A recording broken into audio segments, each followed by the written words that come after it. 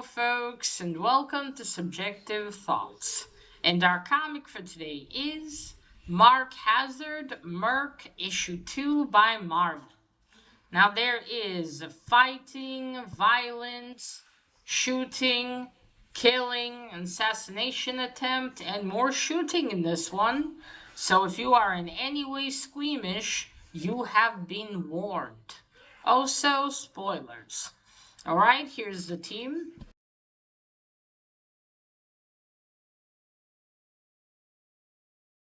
So, finally, I read issue 2 of Merc.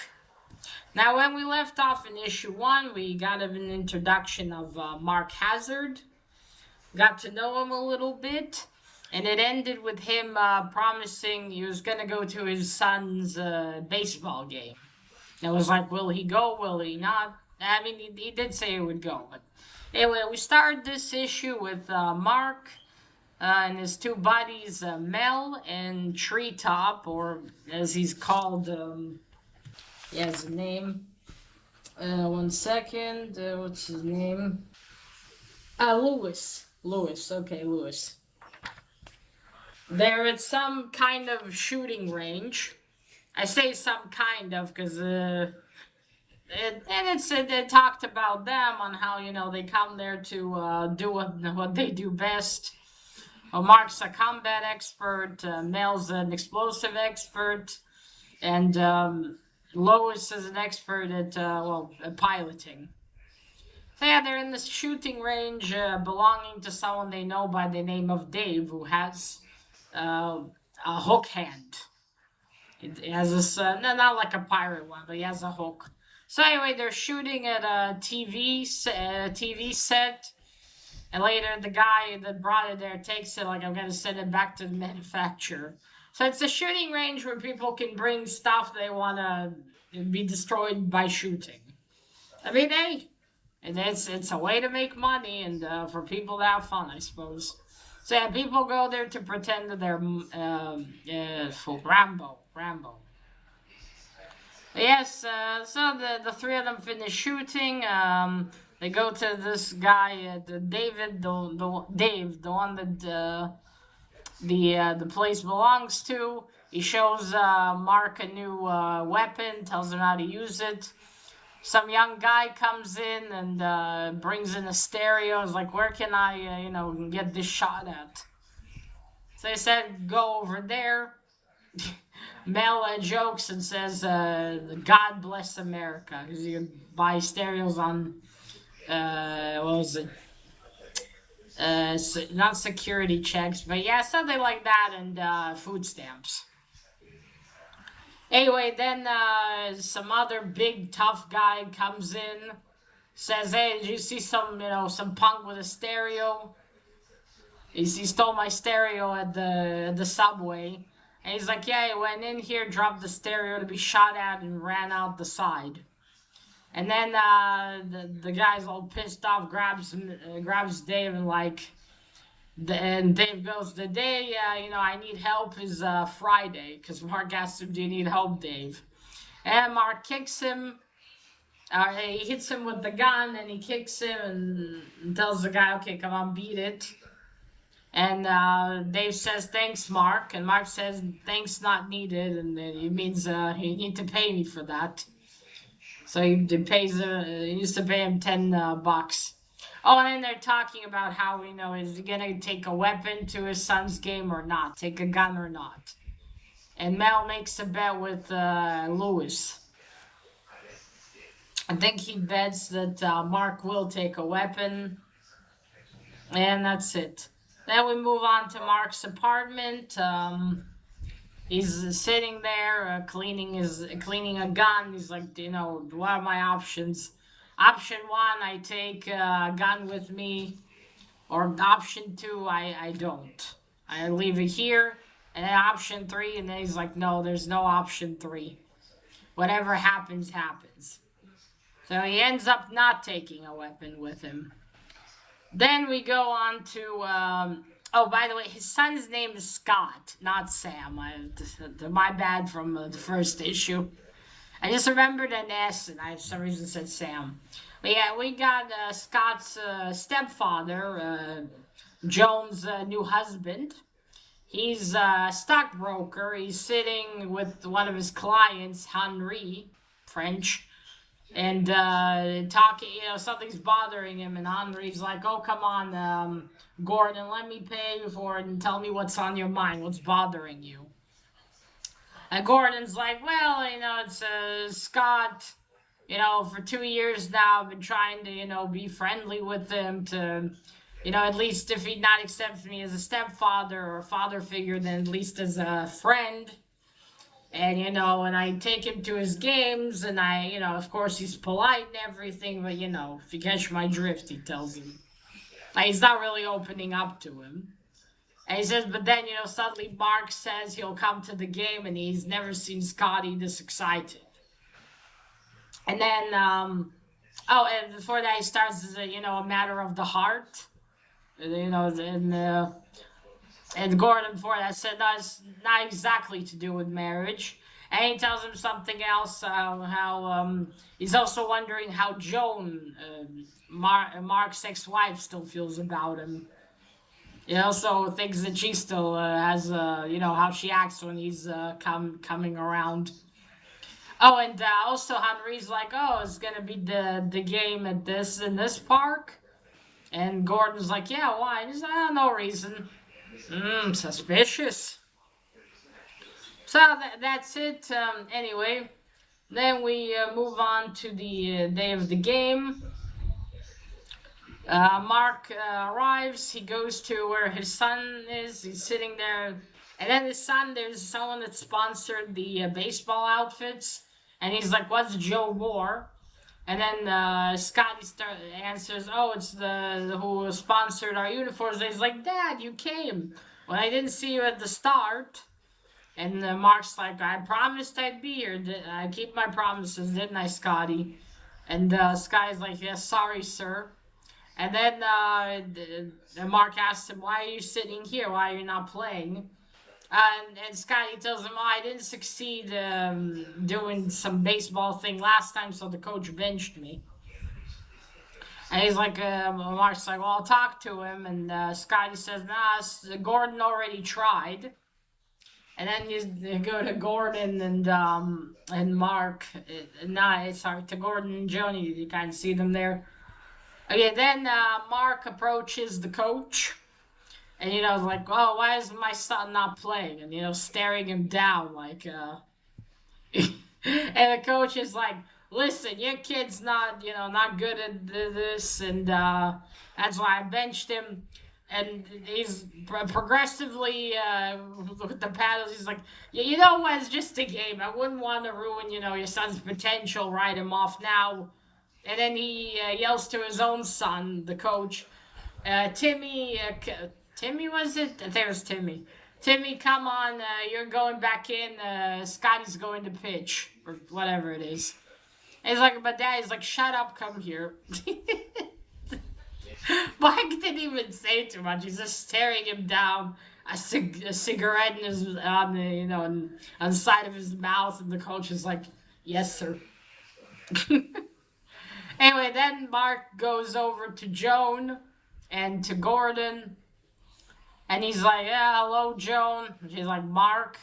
And then Gordon looks so, like, poor thing. It's like, come on, Gordon, give it a shake. I won't be too rough. And then they have their monologue. He's like, oh, great, Mark's here.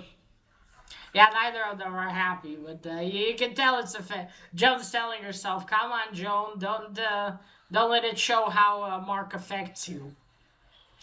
Anyway, then the game continues. Scotty misses. His mom yells, it's okay, Scotty, try again. And Gordon's like, yeah, Scott, just keep trying. You did your best. But Mark yells, come on, Scotty, get yourself together. And Gordon's like, now, Mark, you need to give, positive reinforcements and, work on the personality. And Mark says he has eye-to-hand coordination. He needs to practice. After he manages that, I'll worry about his personality. And then Mark notices someone in a suit that doesn't look like he belongs there. So he decides to keep an eye on him. But he hopes that, the guy's just lost or something. Then Mark gets up to go to the restroom. And this guy is following him and saying, oh, good, Mark didn't notice me. And he follows him into the restroom, but Mark has noticed him. As soon as he goes in and pulls out a gun, Mark hits him with the restroom door. Then the guy manages to shoot at him one time. Joan hears the gunshot, and she's like, oh no, not here. Mark, why? I hope that wasn't a gunshot I heard. Back in the restroom, Mark fights off the guy's like, who sent you? And he's like, suck it. And then Mark just punches him really hard. Then he ties up his arms with his belt, the guy's belt, and takes his knife. Then it says if he wakes up there, so perhaps Mark has killed him. We don't know. And Mark stuffs him in one of the stalls. It's not shown, but he stuffs him in the stall. And I think, uses the guy's knife to,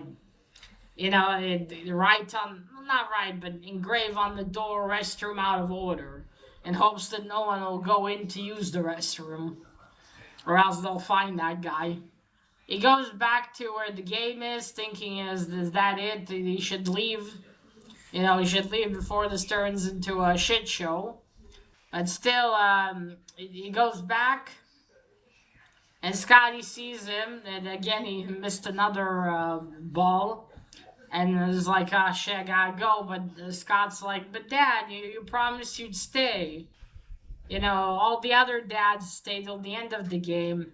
And Mark's like, I'm gonna regret this, but okay, son, I'll stay as long as I can. But then some guy goes behind him, a blonde guy in a suit, and he pulls out a gun. Wait, which kind? Yeah, he pulls out his own. No, he doesn't pull out a gun. He tells Mark, don't move. Follow me back quietly. Mark slightly turns, and then Scotty yells to Mark, that guy's got a gun. He's got a gun in his pocket, and he's aiming it to shoot at Mark. But it's like, good boy, Scotty. And Mark pulls out the hidden dagger that he had, and hits the guy right in the chest. And of course the guy falls, but then there's another third man there. And he's like, you bastard, you killed my partner. And Mark grabs onto him, uses him as a shield. The third assassin shoots at him. People start panicking, running, like, oh no. And the guy's like, give up, Mark. The coach and his son run away from behind the third assassin. But the assassin grabs the coach's son. Grabs him and like holds him with his gun. And he's like, okay, either you... Because Mark also pulls out a gun. The one he took from the first assassin. And he's like, okay, Mark, either you put your weapon down and I blow this kid's mind away all over the field. And again, Mark's like, he's got two choices. Either shoot the guy and also kill the kid at the same time. Shoot the kid and kill both of them. Or put the gun down, option 2, and let himself be killed. Or again, he says option 3, but there's no option 3. And again, he decides, and whatever happens, happens. He looks at the guy he's about to shoot at him. And, and then Gordon yells, Mark, you monster. As he says, all right. He tells the third assassin, it's like, you both dead. I put my gun down, you kill me, not good. You both die, much better. And then Gordon yells, you monster. And not Gordon. Yeah, Gordon, sorry. Gordon yells, you monster. Then Mark gets a little bit closer, about to shoot him. The guy's like, ah, shit. his gun barrel was empty. He needed to reload. So he gets away from the kid, like goes and is like, oh, quickly, Mark is stunned. I'll reload and then I'll get him. And even I'm sitting there like, you idiot. So he swirls around, runs, reloads the gun. He's like, yeah, I got him. He's too stunned. Mark looks at him and then also says, you idiot. And then he shoots him in the head. And that's it. He falls dead.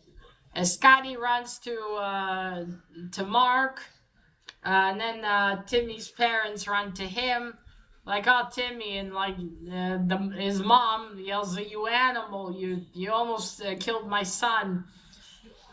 Who are you?" And then Scotty says, "He's my dad, and you're all stupid. My dad counted the bullets. He knew that the third assassin's barrel was empty." And then Mark didn't know that. He just made a choice. He's like, yeah, that'll work. He said, yeah, sure, soldier. Scotty saved him there. And then the coach approaches him and says, oh, I'm sorry, the way it looked. Thank you, you saved my son's life. And the Mark says, no charge. You're welcome.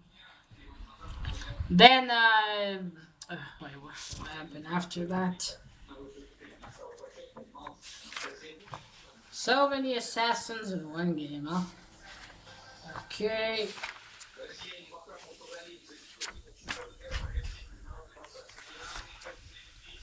Okay, let's see. 1 second. Okay. Okay. Then you start hearing police sirens in the distance. Mark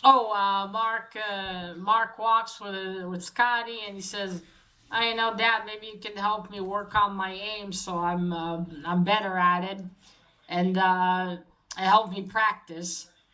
And Mark says, "We'll see." And Scotty says, "What does it mean, Dad? When Mom says we'll see, it means no. What does it mean when you say it?" And Mark says, "We'll see. I gotta go talk to the police now." And then, then Joan tells him, "Keep your head down, Mark." And he says, "Sure, for you." Oh, but before that, it was after that, Joan started yelling at him after the whole thing with the shooting.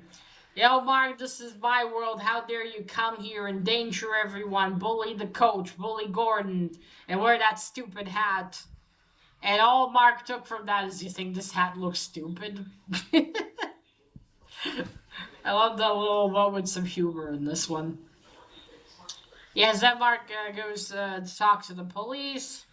And then he leaves, and then Scotty's like, Mom, can I spend like a week with Dad? Just me and him. And she said, we'll see. And he says, figures, which, as we know, it means no. All right, and then we go later. It is oh wait, was it before the gym talk or after? Okay, yeah, it was before. And we go later where it's some kind of office building. It is Henri, the client, the Gordon's client. So he apparently knows about Mark and has wanted to get rid of him. And when he heard about this, the Mark's gonna come to the game, he got, he thought, oh, this is my opportunity to kill him. But of course, it didn't work. And then he tells whoever he's talking to close the door. And we see Mark, he's going into a private gym, his own private gym, where Mel and Lewis are already there. And they're like, Mark, so who won? And Mark's to start hitting a punching bag and says, my world, it won. And Lewis is like, what's it? And he says, my world. And he hits the punching bag really hard. And Mel's like, see, I won. Pay up, Lewis. And Mark says, whenever, every time someone else, pays up in my world, for what happens. And then we go to it's Gordon and Lewis's apartment. It's probably late at night. Gordon's sitting. The lights are on. He's like, and Joan's like, "Honey, why don't you go to sleep and turn off the lights?" And he says, "Joan, how do you feel about Mark?" And she tells him, "Honey, I promise. I crossed my heart. I have no feelings towards him. Now, come on, go to sleep." And you're like, "Okay, good night, Joan." And then she yawns and says, "Good night, Mark." And that's it. That's how the second issue ends. All right. A first cover. That's a cool one. Although I don't think Mark would be in this sort of position for that kind of shooting. It's a bit misleading. He did not have this kind of gun, and all this scene didn't happen. But it sure is attracting, isn't it? I mean, look at that. But yeah, it kind of happens sort of like that, but not as it's portrayed in here. Alright, so here's Mark, Mel, and Lewis at the shooting range. And this is Dave right there, the one with the gray hair. So it looks like Mel is the tallest.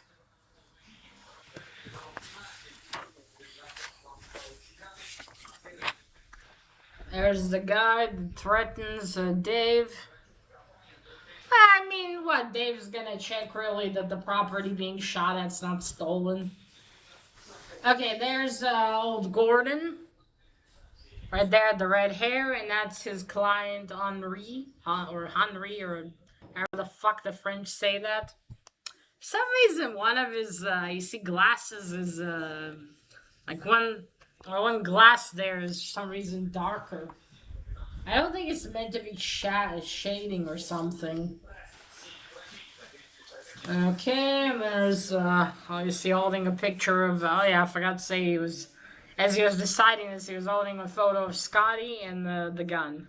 There's Joan, there's Gordon. Oh, that's the art style. It's a nice art style. Oh, it's interesting. Sometimes Scotty's hair is fully, like, kind of blonde like Mark's, and other times it's red. There's old Gordon. Look at him. Sad sap. So, yeah, there's looking at the coach. When he goes to them, Joan tells him, pulling the illiterate thug routine. Huh, Mark? It's like a second skin for you. Okay. So, this was the second issue of Mark Hazzard Merc. So, a bit more revealed about old Mark. Seems to have obviously a lot more enemies, and looks like living a normal life is not much of an option for him. Even though he tries, as you can see, someone's trying to kill him or something else. It's not going for him, even though he's trying.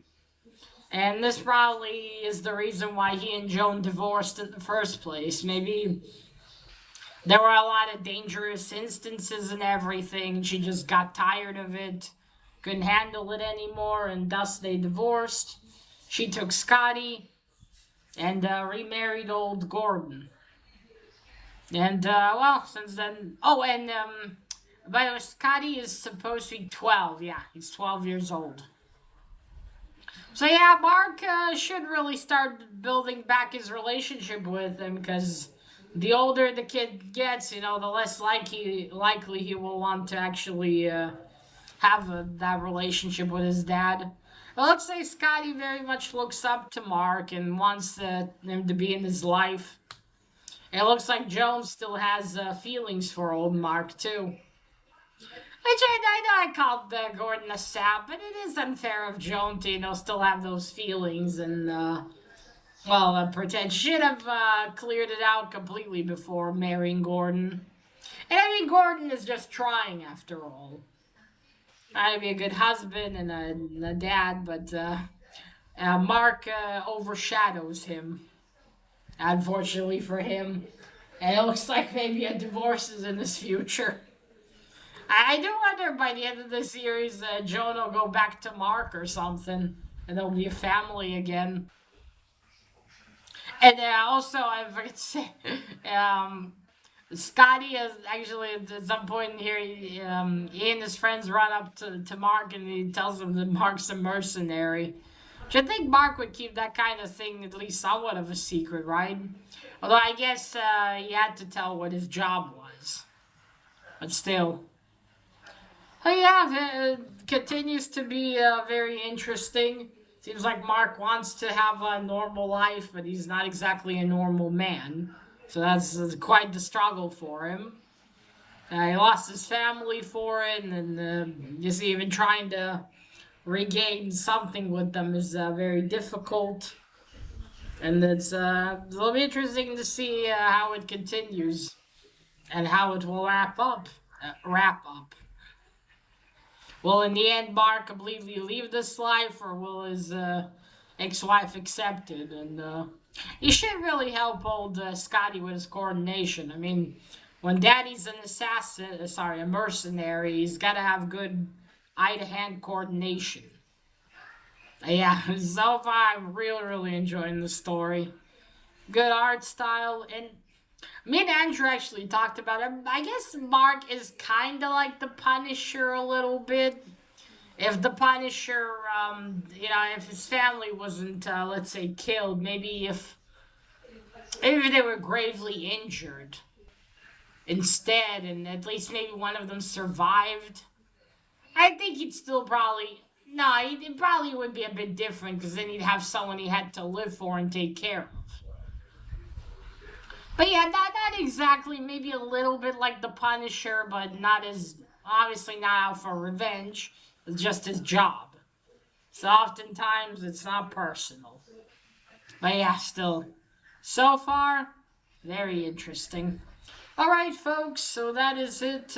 Let me know what you thought of the second issue of Mark Hazzard Merc, and let me know down below in the comments.